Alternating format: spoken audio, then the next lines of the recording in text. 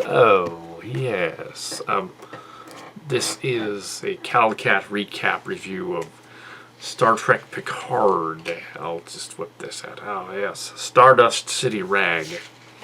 Yes. In the Silly Trek version, we'll put the Stardust City in the same solar system with the environmental planet so they can all be in it. Because the last episode was really only, in the Silly Trek story, a page, a chapter, 6 pages. But this one would be another chapter, so it's all in the same area. Yeah, I'm not sure how that works, but yeah, sort of an interlude. There was a lot going on to digest in the story. Clearly, in the beginning of this, they spoilers. They wanted to immediately reference Renegades, so they had Ichib, who was in Renegades, be killed horribly by an evil, like, sorceress chick. Well, casino lady. Sort of a Jezebel type of character. There is one of those in Star Crackers, and in Silly Trek and Lelantos series. Maybe in the Silly Trek version, maybe change Leo Starro back to Lelantos, because then it would make sense. But then that would be confusing, because then he would recognize her. But he shouldn't. Yeah, that'd be a little weird. So maybe not do that. Yeah. You keep him Leo Stars, because that's, yeah. Anyway, in the Star Trek Picard story, though, yeah. Yeah, there's a lot of, well, after, well, 7 and 9 goes to, because he's going to go to rescue him, but it doesn't work. And she sacrifices him, she kills him, because, like, he's going to die anyway. It's kind of messed up. So, yeah, that's a little... They just wrote this character out, like, immediately. It's kind of weird they did that. This is the 5th episode of the series, so I'm wondering why they're doing major changes with characters they could have used later for something else. 7 of lines, like alleged the offspring is also... The offspring and children and things are a theme in here. Yeah, Mark Scars would not like that part. Yeah, we have, yeah, so we got, let's see, notes. Casino Planet, Free Cloud. Casino Planet, they've kind of done that before a couple times. They mentioned Quark, they name drop Quark. Yeah, it's kind of weird that they would do that. Of Ferengi. Did he become the Nagus after Rom or something? Because that'd be weird. Called him Quark of Ferengi. There's a lizard guy who's clearly sort of an Orion crossed with a Termarellian, but he's called a Beta something. What do they call him? Beta Unari alien. Yeah, they use other names in here like this is going to be something else. And what also is odd is people saw pictures of this and immediately flipped their shit. Or they're like, oh, if they're going to do the 20s planet, they're going to go to... No, it's not. It's a casino planet, costume planet, Cillian type of place. It's the Cillian Convention Space Station, if it was a casino. It's basically what it is. We didn't really explore space casinos too much in Silly Trek there. And I'm sure in the Cillian version there will be a name drop of Aunt Martha in there somewhere, because she passed away, so the name drop. She won't be in it, there'll just be a name drop. So, let's see, we have, let's see,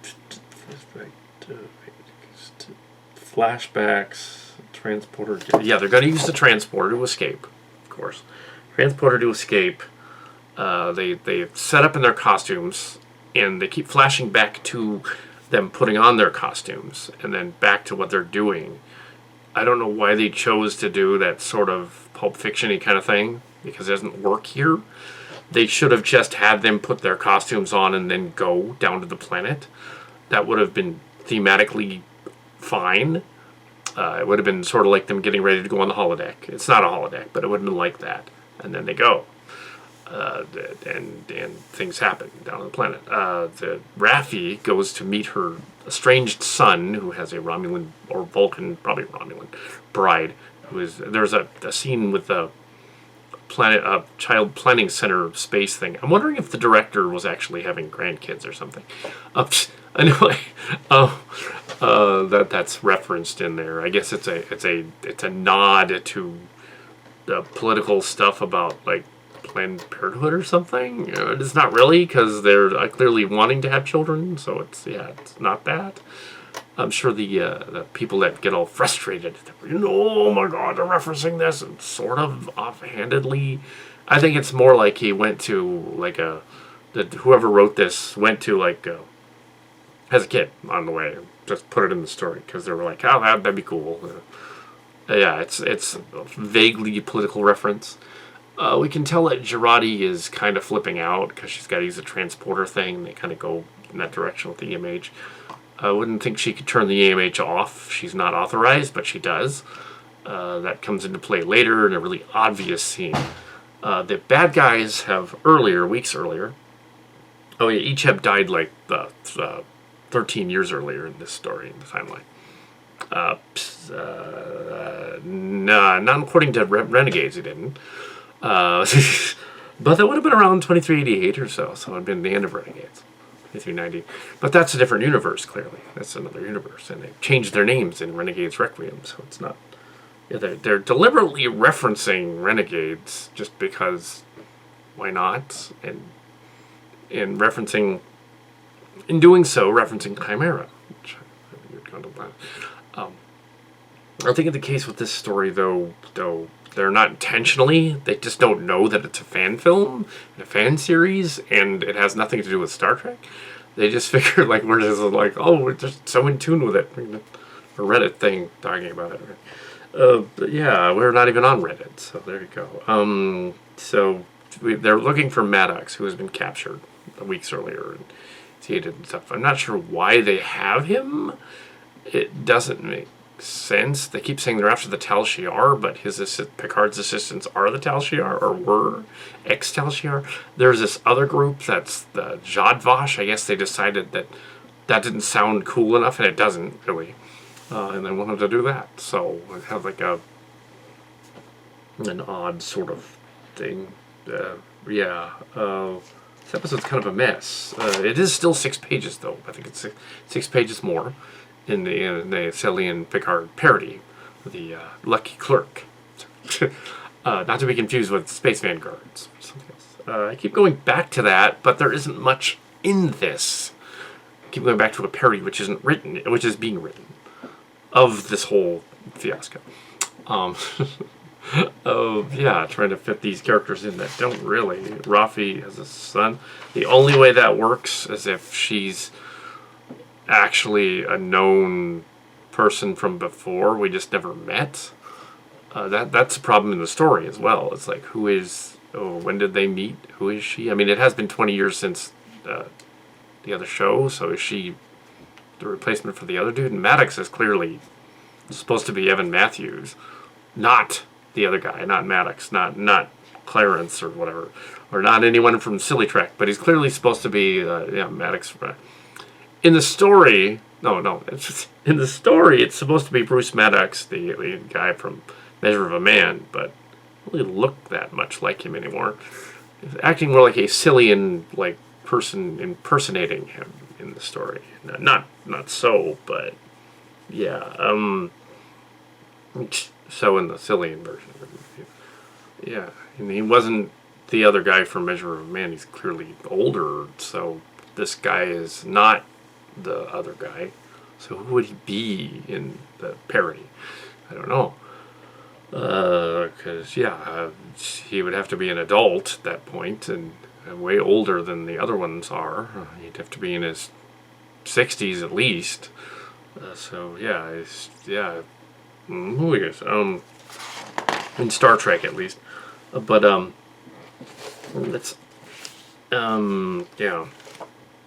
Okay, the transporter thing. Girardi's freaking out. She managed to think. They go down to the planet. They in the preview they show what's going to happen.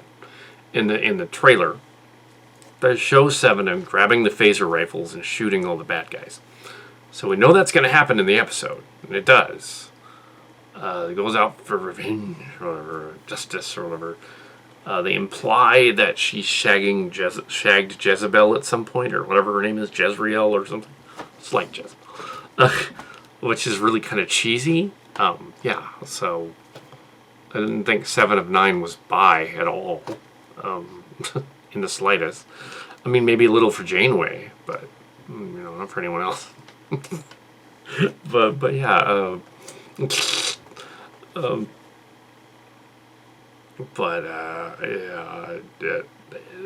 I guess they're just trying to be edgy and dark and showing like, okay, she has a darker past. Ooh, it's like that's, yeah, it's like what the Red Letter Media guys pointed out. There's no is that really Star Trek? It isn't really. It's New BSG. It's Renegades. It's not even really Chimera, which is actually fun. They're clearly acting like the actors from Chimera. In my version, they act like the Star Trek people. Even the Deep Space Nine ones are a little angsty. But yeah, the Cillian stories are fun. This is more like the TMS stories, the darker ones. So we have, it's clearly that Agnes is, they imply when they rescue Maddox. He doesn't get any lines, he's half dead. He's gonna die. Spoiler. And because I think it could be another actor, I'm not gonna bother looking it up, playing him with a beard. It's implied that he gets to mention Soji and the other girl to Picard before he dies. He gets to, but then he mentions when Picard leaves, when he's dying, there's like this. There's another one, and she's called Soji, and she's on the Borg or artifact, which is in Romulan space, a Borg cube. Picard knows about it somehow. There's implicit conspiracy within the Federation, which doesn't make sense. And that's mentioned to, Raffi mentions that to her son off-candidly, and there's this like dramatic moment with the son and whatever, and then the girl shows up, and it's like, well, it's not really like, doesn't really work. Your story can't manufacture like drama like that. It doesn't really, just seems kind of soapy and silly. But sure, okay. Yeah, he reveals that Daj is dead, and Soshi is alive, and they're gonna go find Soshi. Of course, it's really, really obvious. They channel it completely. Shirati has actually been told something by the evil admiral who had the glasses that she believes for some reason, because she does. They imply that she's the mother of the two robots that were created with her eggs, and that's the baby symbology, whatever, to create them. So are they androids, or are they actually just the children of these two characters? In which case, Maddox isn't Maddox at all. Maddox in the Silly Track version is Hollybrook, which is, or maybe it is Clarence McKinley, and maybe she is Foster's daughter. But then that would be kinky, because like, did he shag his own kid to get the cells and make the robot? Because that's gross. No, that can't be the case. Yeah, she's got to be. Yeah, that doesn't make sense. Yeah, the parody doesn't make sense. Yeah, it's kind of weird. I don't think that's the case. I think I'll figure it out in the Cillian one. The Cillian one will make more sense. He's probably some other. Yeah, Maddox has to be somebody else. It can't be. Yeah. So. Yeah. Picard. Yeah, they beam out. The rescue of the guy when he's in the deathbed thing. But before that, we had Seven go down to the planet.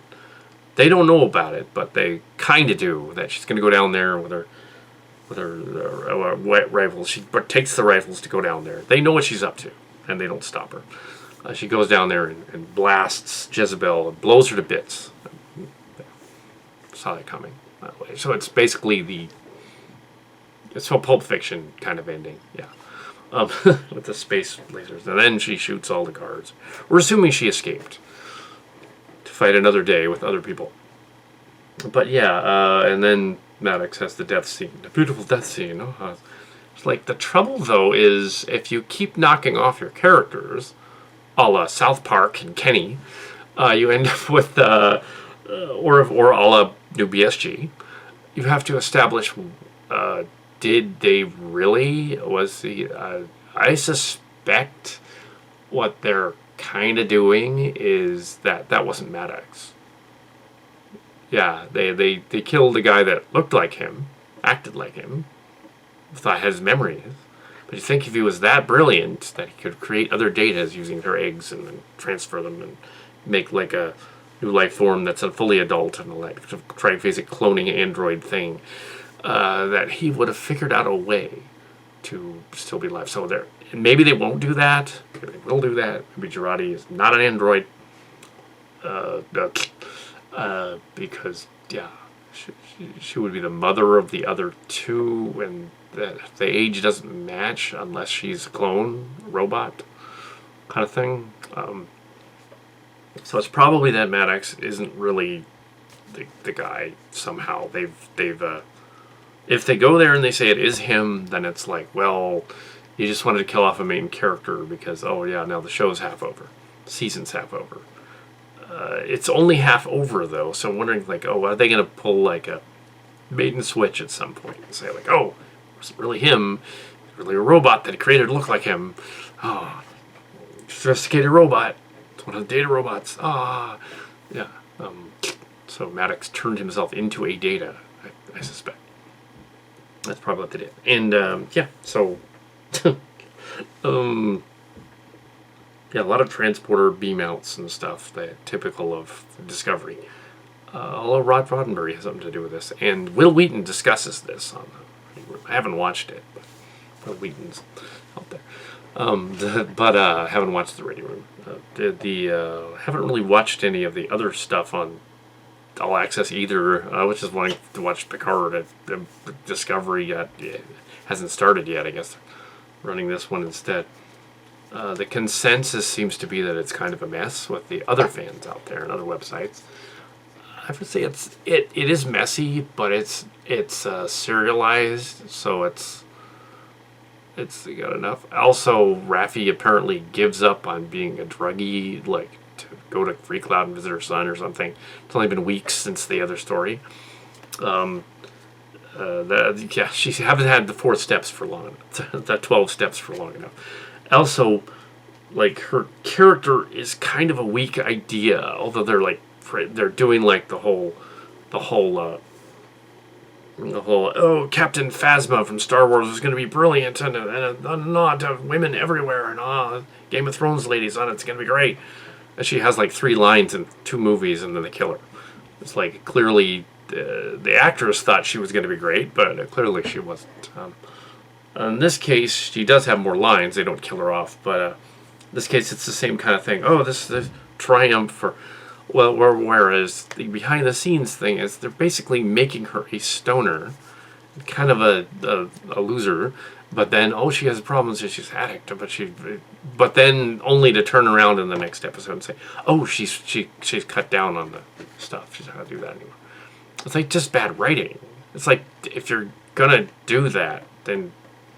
like add that extra piece there that she was addicted to something, then why immediately, like 2 episodes later, when you haven't mentioned it since, just say, oh, by the way, to this off-screen person we're never going to see again, probably, the kid who's an adult. Why have her be an addict at all? Why does the ethnic, I guess, half black lady? Why does she have to have an addiction? Why couldn't it be a white lady that has an addiction? Why couldn't it be, I don't know, an Orient person or something? Something else, green one. But, It just seems like they just threw that in there to say, like, oh, this character who is not Picard has problems. Like, they all seem to have a specific problem. It makes sense in Cillian space to have characters with problems because they actually came from places where they have problems. But otherwise, you have drama. But you can't just make drama out of whole cloth and say, like, oh, this person has a quirk that appears to do something to them, and then not do anything with that. It's like, no, that quirk has to come up again and again. Otherwise, it was just a plot device, like Rio smoking cigarettes, or or Rafi smoking a joint, or 7 of 9 drinking whiskey or rum, or whatever. It just becomes a quirk. It's like, why? Yeah, there's. Clearly, the bad guy would know it was a trap the minute they uncovered her. 7 of 9 goes in there with the mask. The bag over her head. Why would you bag her head anyway? She was actually before she was 7 of 9. Before she was married, the actress was actually dating one of the producers of Voyager, which is why they hired her. She married after that, but that's how she got hired. True story. I think it was Berman. Berman. But yeah, I think Pillar was with was with Janeway, so that's how she got it. Something like that, and then he died later. But yeah, Pillar. But yeah, yeah, there was all this drama behind the scenes in Voyager. But yeah, oddly enough, Neelix and Kes were never an item, and the guy playing Neelix thought it was weird that they were an item of the show because it didn't work. No, it's but yeah, Kes is the only one that didn't appear in the anniversary specials. Yeah, and then that was the 25th anniversary, so she won't appear in those either, I don't think. But 7, yeah, did. So yeah, so Aggie is evil. Well, I said that Aggie is evil, but Aggie's not evil. Aggie is Agnes Girardi has been like tricked by the conspiracy cult to behave weirdly. I would say she's not evil. She is essentially brainwashed at this point to follow the evil cult. So I'm not sure why she is, though. It's like why did they're gonna figure out that she deactivated the EMH because she told it to. She shouldn't have been able to, in order to do that. She should not have clearance to do that on the ship. Yeah. Sure. Yeah. I guess that's pretty much the review of Stardust City Rag, which incidentally, title does not say anything. Title assumed it was a mob planet because the word rag is in there. It has nothing to do with anything. Who's the rag? What's the rag? Rag was an old 1920s term for a kind of a dance, the Michigan rag, the kind of thing, the flapper era. It had nothing to do with 20s mob planet or anything. It was a casino planet. It was actually more like the 60s when you see their costumes. Sort of like those old Stardust casino, like that, and that's the title, Stardust. It's the 60s. And he's dressed like Rios is dressed like a pimp from the 60s. He looks ridiculous. He looks like Hard Man from G.I. Joe. In a zoot suit thing, which would have part of a zoot suit, which would be from the 40s, and also part of that ridiculous hat with a feather in it would be a little later. So they would match if there was a zoot suit. It wasn't really a zoot suit. Lounge suit thing. And the lizard, like people that can smell you. The lounge lizard, yeah. Kind of a mess. Yeah. Yeah, and in the next episode they will be going to the cube. I'm not sure when the Riker scene happens. I'm assuming the final episode, as Riker appeared in it. And if the ship is crawling with Romulans in the next episode, how are they gonna? Yeah, how are they gonna get in there? What are they doing? What was the reason for the conspiracy? It's not like X-Files where they tried to explain it that it's just aliens playing each other. Oh, it's not like X-Files conspiracy, but it is kind of a weak one. Why would they all turn on their values and morals and everything? It doesn't make any sense. To what end? You usually, in the society like Star Trek, it's post-scarcity. They have no need of want. They said that in the early episodes. They wouldn't need anything extra in terms of stuff to have. They wouldn't need a conspiracy really, because you do have everybody. There's no haves and have-nots. The evil admirals conspiring with evil Tel Shiar is gonna last like 2 minutes, really. But yeah, why wouldn't the Federation Council or whatever step in and arrest them all? You know, it's like, but yeah. Anyway, or they couldn't hold them for some reason. I don't know. Yeah, 7 with the phaser rifles. Hopefully Trek Yards does a thing on the phaser rifles. Psst, probably. These are the phaser rifles that were used to kill the bat guy.